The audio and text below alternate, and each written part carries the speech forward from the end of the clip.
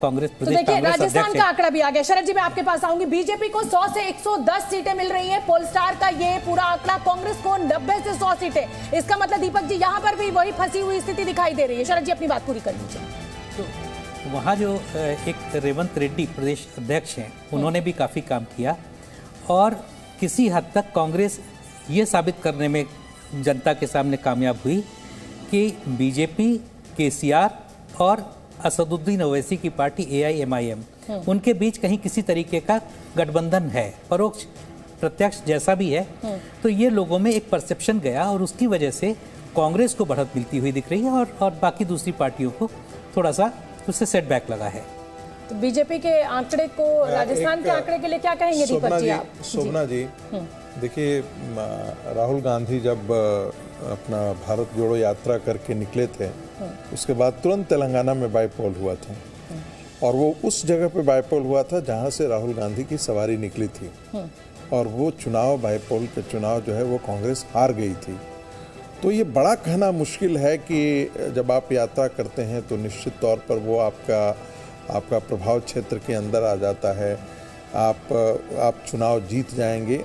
ये कोई और कारण हो सकता है BRS के नीचे जाने। अधिकतर बाईपोल जो रूलिंग पार्टी है उसके फेवर में जाते हैं। अब मतलब अक्रॉस ये बिल्कुल उत्तर प्रदेश में भी हमने देखा ये बात बिल्कुल सही है। लेकिन दीपक जी जो राजस्थान का आंकड़ा आ रहा है वहां भी कुछ फंसी हुई सी स्थिति दिख रही है। मतलब वो जिस रूम की आप बात कर रहे हैं आंकड़ों में, वो हर आंकड़े में दिख रहा है। देखिए ये रूम तो दिया गया रूम है, मुझे ऐसा लगता है ये रूम दिया गया रूम है 90 से 100। जो लोग राजस्थान की पॉलिटिक्स को समझते हैं, जो जानते हैं, समझते हैं और अंडरग्राउंड पे घूमते हैं, उनको लगता है कि भाई बीजेपी ठीक है, अगर चाहती तो 160 ला सकती थी, लेकिन क्लियर मेजोरिटी से अभी तक वहां जो लोग गणना कर रहे हैं उसके हिसाब से। मुकेश जी से पूछ लीजिए, मुकेश जी मैं गलत हूँ? क्लियर मेजोरिटी बीजेपी की कोई मुश्किल बात लगती नहीं। अगर एग्जिट पोल इतनी बड़ी संख्या में नहीं दे रहे हैं सीट तो इसका बहुत गंभीर मायने है। जैसा कि आप भी कह रहे हैं और स्वाभाविक ही है कि मान के चल रहे थे बीजेपी वाले 140 से ऊपर कुछ भी, लेकिन अगर एग्जिट पोल लगभग 10 सीटों का डिफरेंस दे रहे हैं, 10-15 सीटों का, तो ये बहुत बड़ा संकेत है कि ये कहीं भी जा सकता है। क्योंकि वहां पे आपने ठीक कहा, वहां पे आप देखिए ना बीजेपी कहां से कहां पहुंच जाती है, एकदम जंप लगाती है फिर पीछे पहुंच जाती है, तो इतना पीछे पहुंचती है। और पिछली बार देखिए आधे % का वोट का मार्जिन है दोनों पार्टियों में, सिर्फ 0.4-0.5% का मार्जिन, और सीटों में देखिए कितने का फर्क है, 25%। लेकिन मैं थोड़ी सी इसलिए हैरान हूं का कहां फर्क हुआ? हाँ। अगर आप पुराना कैलकुलेशन निकाल के देखें, जो बीजेपी कांग्रेस जीती थी, कांग्रेस के भी लगभग 80 के आसपास थे, अगर मैं गलत नहीं 100 सीटें कांग्रेस के 100 सीटें थी। माफ कीजिएगा, बीजेपी भी 80 के आसपास। मेरे पास बहुत एकदम 70 बीजेपी की आई थी, जो इस समय फिलहाल जो मौजूदा स्थिति है उसमें 108 है, लेकिन कांग्रेस ने 100 सीटें जीती थी 2018 बाद में उन्होंने बीएसपी वाले अपने अंदर कर लिया। 73 यानी कि 26% का फर्क था, 26% का फर्क था और वोट परसेंटेज सिर्फ आधे % से भी कम का था। तो इसीलिए अगर एग्जिट पोल बहुत बड़ी संख्या में बीजेपी को सीटें नहीं दे रहे हैं, जिन्होंने 10,000, 20,000, 30,000, 40,000 लोगों का सर्वे किया है, तो ये सामान्य बात है। जफर इस्लाम साहब, बहुत क्लीन स्वीप नहीं दिख रहा है। कोई जीते कोई चले जाए। जिस राजस्थान के लिए आप बिल्कुल आश्वस्त दिख रहे थे, आप 5-0 कह रहे थे, उस राजस्थान में फंसी हुई स्थिति दिखाई दे रही है और ऐसा लग रहा है कि 2018 वाले चुनाव के नतीजे हो सकते हैं। हालांकि आपको भी 90 से 100 सीटें दिखाई जा रही हैं। उनकी 100 से 110, हाँ, उनकी 100 से 110 है, कांग्रेस की 90 से 100 है। 100% कॉन्फिडेंट हूँ। राजस्थान में 130 से 150 के बीच, कम से कम 130 और 150 भी हो जाए तो बिल्कुल आश्चर्य नहीं होगा। वैसे मध्य प्रदेश में 135 सीटें हमें आएगी, ऐसा अनुमान है हमारे अपने फीडबैक के से। छत्तीसगढ़ में भी हम सरकार बनाएंगे। आप जब रिजल्ट आएगा तो आप आश्चर्य रहेंगे।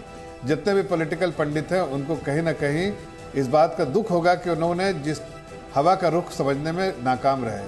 और तेलंगाना में इतिहास रचने जा रहा, मैं बार बार कह रहा हूँ। मैं नॉर्थ ईस्ट के बारे में ज्यादा टिकट इतिहास रचने में कितनी सीटें क्लेम कर रहे हैं नॉर्थ ईस्ट में? कई देखिए वहां पर हमारी सरकार बनने जा रही है तेलंगाना में। मैं आज के दिन झूठे कुछ भी बोल सकते हैं, आज के दिन झूठे जफर भाई कुछ भी बोल सकते हैं। आज वन के साथ वन फ्री है, वन के साथ वन फ्री है।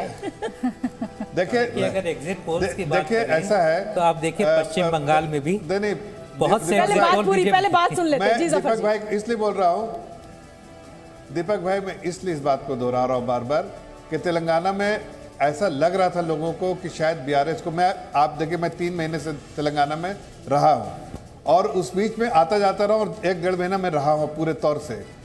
शुरू में लोग कहते थे, जब वहाँ के आम आदमी से, नागरिक से पूछिए, तो शुरू में लोग कहते थे कि 90 से 100 सीटें आएंगी बीआरएस की 120 में से। उसके बाद घटते घटते वो आ गए 80 पे, फिर 70 पे, फिर 60 पे, 60 से 40 पे, 60 से 50, और अब अगर पूछे लोग, कोई 30-35 से ज़्यादा नहीं कहता, 25 कहते हैं लोग कि 25 सीट में सिमट सकती है। तो आप देखिए कि जब रिजल्ट आएगा तो आपको बड़ा, आप जो मैं भी कह रहा हूँ उसको याद आएगा आपको कि बीआरएस बिल्कुल समाप्त हो जाएगी, खत्म हो जाएगी। कांग्रेस का कोई वहाँ बहुत बड़ा वर्चस्व नहीं है। कांग्रेस से लोग जानते हैं कि उन्होंने वही परिवारों को मारा था वहाँ पर और इन लोगों ने लूटा है। तो दोनों के प्रति कहीं ना कहीं बहुत रोष है वहाँ पर, और इसलिए मैं कह रहा हूँ कि अगर उन लोग एक ऑल्टरनेटिव के तौर पे वहाँ की जनता ढूंढ रही है और कहीं ना कहीं रिसेप्टिवनेस है। आप बहुत सारे पॉलिटिकल पंडितों ने लिखा है, शायद वो बहुत मशहूर नहीं है, लेकिन उनके एतबार से इस बार भारतीय जनता पार्टी इतिहास रचाएगी। जफर इस्लाम साहब, केंद्रीय मंत्री आपको उतारने पड़ रहे हैं इस बार चुनाव में। आपने अपने विधायकों के टिकट काटे हैं, तो कहीं ना कहीं ये डर तो बीजेपी में भी था ना, और इसीलिए आपको इतने बड़े दिग्गजों को उतारना पड़ा, चाहे मध्य प्रदेश हो और चाहे राजस्थान। ऐसा नहीं शोभना जी, ये सबसे पहले आप समझ लिए, भारतीय जनता पार्टी में प्रधानमंत्री जो सबसे लोकप्रिय नेता पूरे देश के नहीं पूरे दुनिया के लिए, वो भी एक कार्यकर्ता है, एक सामान्य कार्यकर्ता है। पार्टी के, देखिए सरकार अलग है, पार्टी के अंदर सब बराबर कार्यकर्ता के तौर पे है, और हर कार्यकर्ता को एक दायित्व दिया जाता है, वो दायित्व उसको निभाना है। हमारे लिए पद जो है सरकार में वो एक दायित्व के तौर पे है, जब तक है दूसरा पद कुछ रिस्पॉन्सिबिलिटी दी तो उसको पूरी की जाएगी। ये डिसिप्लिन सोल्जर्स के तौर पे है। लेकिन जफर इस्लाम साहब, आपको नहीं लग रहा है कि ब्रांड मोदी को इन 5 स्टेट्स में आगे करके आप बहुत बड़ा रिस्क भी ले रहे हैं, अगर नतीजे आपके मन मुताबिक नहीं आए? कोई देखिए हमारे यहाँ सबसे जो हमारे सुप्रीम लीडर हैं वो सबसे लोकप्रिय लीडर भी हैं, और हम इलेक्शन में बिल्कुल बिना संकोच के कहना चाहते हैं कि हम स्ट्रैटेजी जो भी हो पूरे दमखम के साथ लड़ते हैं। ये हमारे पार्टी का दस्तूर है। ये जब हमने ऐसा बात पिछले बार कहा तो हमारी बहन जो बैठी है कांग्रेस की, उन्होंने कुछ अलग ही समझ लिया। मैं उनको बता रहा हूँ कि हमारे पार्टी के कार्यकर्ता जो है समर्पित होते हैं, और समर्पित होने का मतलब नहीं कि कोई गलत काम करना, समर्पित होने का मतलब है कि जो पार्टी का लक्ष्य है उस लक्ष्य को पूरा करने के लिए दिन रात मेहनत करनी पड़ती है। तो वो चू चरा नहीं करते हैं या पैसे की लालच या कोई और लालच नहीं रखते, बल्कि उनकी जन सेवा का जो लक्ष्य पार्टी का, उसको पूरा करने के लिए अपनी पूरी ताकत लगाते हैं। लेकिन कैसे समझ में, आप तो उस पार्टी से आए जहां पार्टी में रह के भी एक पैर यहाँ रखते हैं, दूसरा पैर कहीं और रखते हैं लोग, तो वैसी पार्टी के बारे में क्या कहा जाए। आपका लक्ष्य कुछ और ही होता है, हमारा लक्ष्य लोगों को सेवा करना।